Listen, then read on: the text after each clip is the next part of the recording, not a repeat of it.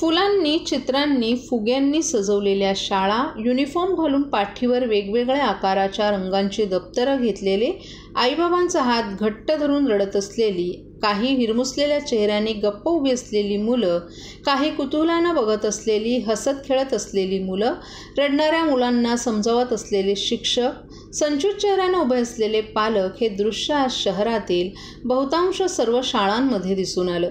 राज्यातल्या अनेक शाळा 17 जून रोजी सुरू होतील. अनेक छोट्या मोठ्या मुलांच्या शैक्षणिक आयुष्यांचा आज श्रीगणेशा झाला. ठाण्यातील मावळी मंडळ शाळेत मुलांच्या स्वागतासाठी जय्यत तयारी करण्यात आली होती. मुलांना शाळेची गोडी लागावी, भीती वाटू नये यासाठी पहिल्याच दिवशी त्यांना आवडतील अशा गोष्टी वर्गांमध्ये ठेवण्यात आल्या होत्या. शाळेचे ट्रस्टी आणि मुख्याध्यापकांनी औक्षण आणि खाऊ देऊन मुलांचं शाळेत स्वागत केलं. वर्गखोल्याही आकर्षक पद्धतीनं सजवण्यात आल्या होत्या. शाळेच्या पहिल्याच दिवशी शिक्षकांची आणि मुलांची ओळख होणं महत्त्वाचं असतं. त्यामुळे पहिल्याच दिवशी मुलांचं स्वागत एवढाच कार्यक्रम असतो. मुलांच्या स्वागताची आम्ही जोरदार तयारी केली. पहिल्यांदाच शाळेत पाऊल टाकणाऱ्या मुलांना शाळा आवडावी यासाठी आम्ही वेगवेगळे प्रयत्न करत असल्याचं शाळेच्या मुख्याध्यापिका नीता मिरकर यांनी सांगितलं.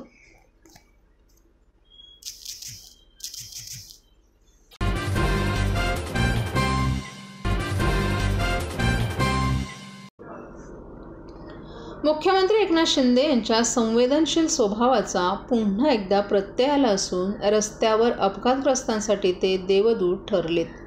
काल रात्री 1:30 वाजता पूर्व द्रुतगती महामार्गावरून ठाण्यातील आपल्या घराकडे परतत असताना विक्रोळी नजीक 2 दुचाकीस्वारांचा अपघात झाल्याचं त्यांच्या निदर्शनास आलं. यावेळी त्यांनी तात्काळ गाडी थांबवून या अपघातग्रस्त नागरिकांची चौकशी करून त्यांना मदतीचा हात दिला. यावेळी मुख्यमंत्री एकनाथ शिंदे यांनी आपला ताफा थांबवून या अपघातग्रस्त तरुणाची आणि एका मुस्लिम कुटुंबियाची चौकशी केली. यामध्ये तरुण आणि मुस्लिम कुटुंबातील महिलेला दुखापत झाल्याचं त्यांच्या निदर्शनास आलं. त्यामुळे त्यांनी तात्काळ आपल्या ताफ्यातील गाडी देऊन जवळच्याच गोदरेज रुग्णालयात त्यांना दाखल करून उपचार करण्यास सांगितलं. तसंच सोबत आपले अधिकारी देखील मदतीसाठी दिले. रात्री उशिरा त्यांच्यावर उपचार केल्यानंतर आता दोघेही सुखरूप असून डॉक्टरांच्या देखरेखीखाली त्यांच्यावर पुढील उपचार सुरू आहेत. एवढ्या अपरात्री स्वतः मुख्यमंत्र्यांनी आपला ताफा थांबवून मदत केल्यानं या दोघांनीही मुख्यमंत्री एकनाथ शिंदे यांचे आभार मानलेत. मात्र यानिमित्तानं मुख्यमंत्र्यांतील संवेदनशील स्वभावाचा पुन्हा एकदा नव्यानं अनुभव आला.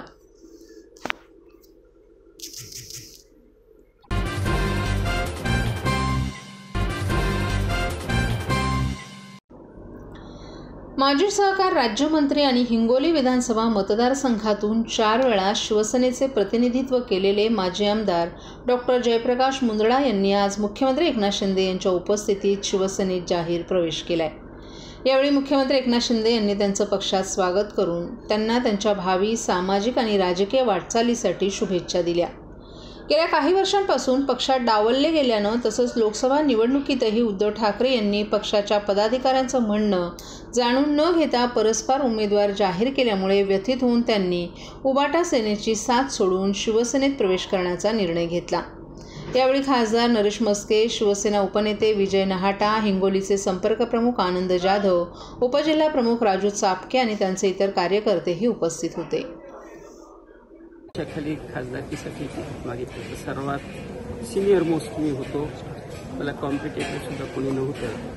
पहिल्या दिवसापर्यंत माझं नाव जाहीर झालं होतं आणि दुसऱ्या दिवशी लगेच ज्या माणसाचं मतदारसंघ सुद्धा नाही त्याचं नाव जाहीर केलं. त्यावेळेस मी उद्धव साहेबांना विचारलं की साहेब कशामुळे असं झालं, तर त्यांनी सांगितलं की काहीतरी त्यांची मजबुरी म्हणून करताना. मी त्यावेळेस त्यांना म्हटलं साहेब तुम्ही पक्षप्रमुख आहेत, पक्षप्रमुखाला मजबुरी काहीच असू शकत नाही. पक्षप्रमुखांनी म्हणलं की पूर्वेकडे सूर्य उगवत नाही, पश्चिमेकडे उगवतो, तर होच म्हणतात. आणि मग अशा परिस्थितीमध्ये मजबुरीचं काय कारण आहे तेही मला सांगितलं. ठीक आहे, मी मागच्या वेळेस थांबलो.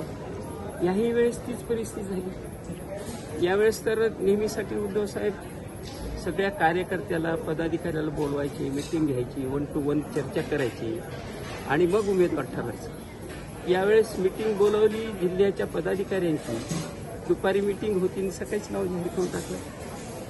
आणि त्याच्यामुळे इतकं मनाला मनस्ताप झाला की हे असं का घडत आहे आपल्याबाबत. त्याच्यातल्या काही येते आमचे आहेत, त्यांचं काही म्हणणं आलं की बाबा तुमचं वय 74 झालं.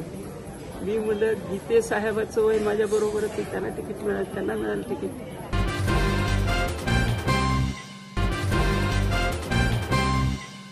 सर्व नागरिकांना आवाहन करण्यात येत आहे की सध्या डासांमार्फत पसरणाऱ्या डेंग्यू या आजाराचा प्रसार रोखण्यासाठी प्रत्येकाने पुढील प्रमाणे कार्यवाही करावी. डेंग्यू आजार एडिस इजिप्ती हा डास चावल्याने होतो. या डासांची पैदास साचलेल्या किंवा साचवलेल्या स्वच्छ पाण्यामध्ये होते. 8 दिवसांपेक्षा जास्त दिवस पाणी उघडे व साचून राहिल्यास त्यात डास अंडी घालतात. अंड्यांच्या अळ्या तयार होऊन पुढे डास तयार होतात. यासाठी आपल्या घरातील पाणी साठे उदाहरणार्थ बॅरल्स, पिंपे, टाक्या, हौद, रांजणे इत्यादी दर आठवड्याला रिकामे करून घासून पुसून कोरडे करून पुन्हा भरावे. 1 दिवस कोरडा दिवस म्हणून पाळावा. पाणी साठ्यांना घट्ट झाकणे बसवावीत किंवा जुनी साडी, चादर, धोतर यांनी बांधून झाकून ठेवावीत, म्हणजे डास त्यात जाऊन अंडी घालणार नाहीत. घराच्या गच्चीवर, आजूबाजूला, अंगणात कोठेही पाणी साचू देऊ नये. भंगार सामान उघड्यावर टाकू नये. उदाहरणार्थ टायर्स, प्लास्टिक सामान, कुंड्या, टाकाऊ वस्तू इत्यादी. अशा सामानात पावसाचे पाणी साठून त्यात डेंग्यूच्या डासांची पैदास होते. घरातील कूलर्स, फ्रीजच्या पाठीमागील ट्रे हे देखील वेळोवेळी कोरडे करावेत. लक्षात ठेवा, नुसत्या फवारणीने डास घनता कमी होत नाही, तर त्यासाठी डास पैदास ठिकाणे नष्ट करणे ही आपल्या सर्वांची जबाबदारी आहे. कोणताही ताप अंगावर न काढता जवळच्या शासकीय रुग्णालयात मोफत औषधोपचार घ्या. अशा प्रकारे नागरिकांनी सहकार्य केल्यास डेंग्यूचा प्रसार रोखणे सहज शक्य आहे.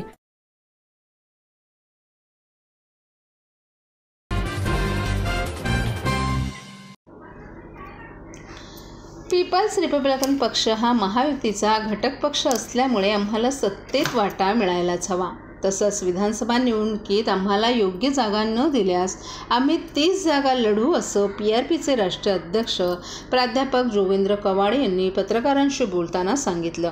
PRPच्या उच्चाधिकार समितीच्या बैठकीचं आयोजन येऊर येथे प्रदेश उपाध्यक्ष राजाभाऊ चव्हाण यांनी केलं होतं, त्यावेळेस ते बोलत होते.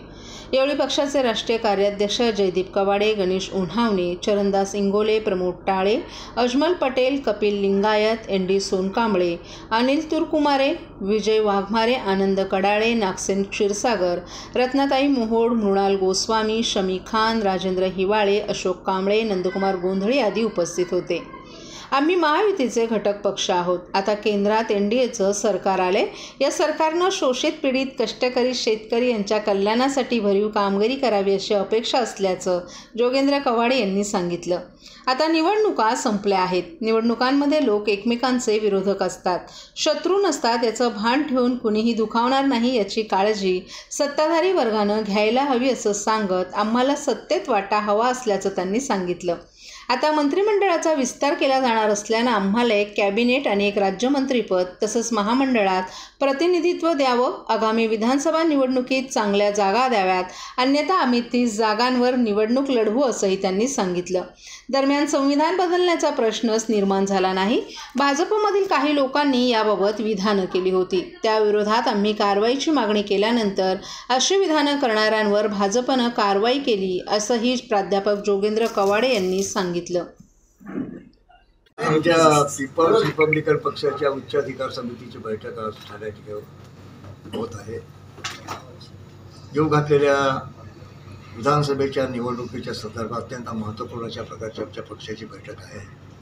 धोरणात्मक निर्णय आजच्या बैठकीत घेतले जाणार आहेत. यामध्ये आमचा पक्ष मुख्यमंत्री एकनाथजी शिंदे यांच्या शिवसेनेसोबत आमच्या पक्षाची आघाडी झालेली आहे. महायुतीचं सरकार आहे. हे असताना देखील सत्तेमधला उचित वाटा आमच्या पक्षाला मिळावा अशा प्रकारची अपेक्षा आमच्या पक्षाची आहे. मंत्रिमंडळाचा होणारा विस्तार, महामंडळं याच्यामध्ये योग्य प्रकारचं प्रतिनिधित्व आमच्या पक्षाला मिळावं अशा प्रकारची आमची अपेक्षा आहे. विधानसभेच्या निवडणुका, लोकसभेच्या निवडणुका प्रचंड मोठं काम केलं यांच्यासाठी महायुतीमध्ये. उमेदवारासाठी आणि या येऊ घातलेल्या विधानसभेच्या निवडणुकीमध्ये आमच्या पक्षाच्या कोर कमिटीने स्वबळावर 31 विधानसभेच्या जागा महाराष्ट्रातून लढवण्याचा निर्णय घेतलेला आहे. अर्थात जेव्हा एकनाथजी शिंदे यांच्या शिवसेनेसोबत जी राजकीय चर्चा होईल किंवा महायुतीमध्ये जागा वाटपाचं जेव्हा चर्चा होईल त्यामध्ये आमच्या पक्षाच्या वाट्याला किती जागा येतात हे त्याची निश्चित होईल, तेव्हा आम्ही तेव्हा आपल्याला सांगू.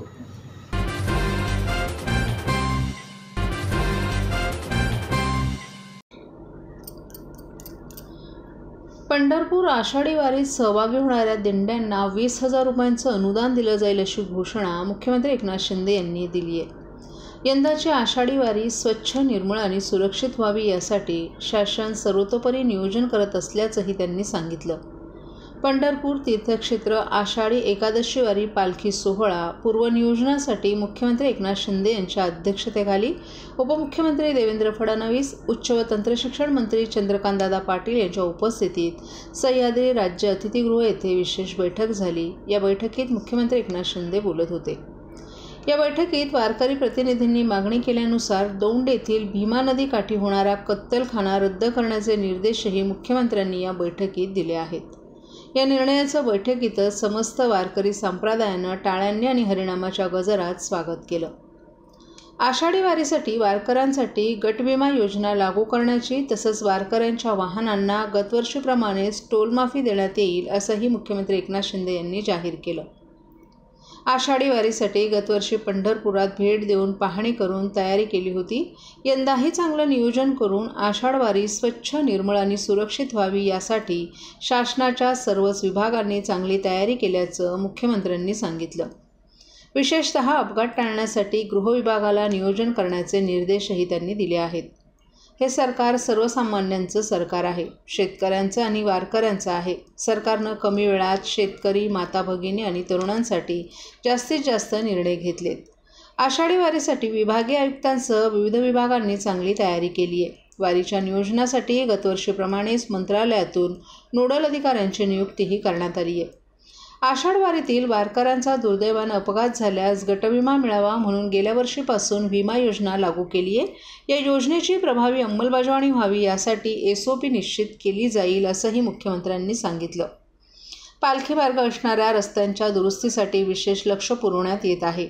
या मार्गालगतच्या वृक्ष लागवडीसाठी संबंधित यंत्रणांना देशी वाणाची झाडे लावण्याचे निर्देश देण्यात आले आहेत.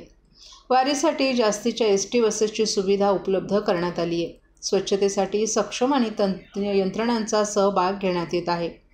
पिण्याचं शुद्ध पाणी, दर्शन मंडपातील हवेशीर व्यवस्था, महिलांसाठी कपडे बदलण्यासाठीची स्वतंत्र आणि पुरेशी व्यवस्था, आरोग्य सुविधा, महाआरोग्य शिबिरांचं आयोजन, रुग्णवाहिकांची पुरेशी संख्या, मोबाईल स्वच्छतागृहांची उपलब्धता या सर्व बाबींचं काटेकोर नियोजन केल्याची माहितीही मुख्यमंत्र्यांनी दिली. तसंच संबंधित यंत्रणांना वारकरी मंडळींकडून येणाऱ्या अनुषंगिक सूचनांवरही कार्यवाही करण्याचे निर्देश दिलेत. उपमुख्यमंत्री देवेंद्र फडणवीस यांनीही वारकऱ्यांच्या सुरक्षेबाबत गृहविभागानं आवश्यक त्या गोष्टींची वेळीच दखल घेऊन पुरेपूर तयारी करण्याचे निर्देश या बैठकीत दिलेत. सुरुवातीला पुणे विभागीय आयुक्त पुलकुंडवार आषाढ वारीच्या पुणे, सातारा आणि सोलापूर जिल्ह्यातील नियोजनाच्या सादरीकरणातून माहिती दिली. या बैठकीत विठ्ठल रुक्मिणी मंदिर समितीचे अध्यक्ष औसेकर महाराज, बंड्यातात्या कराडकर, अक्षय महाराज भोसले यांच्यासह मानाच्या विविध पालख्यांचं प्रमुखांनी आपल्या मुद्द्यांची मांडणी केली.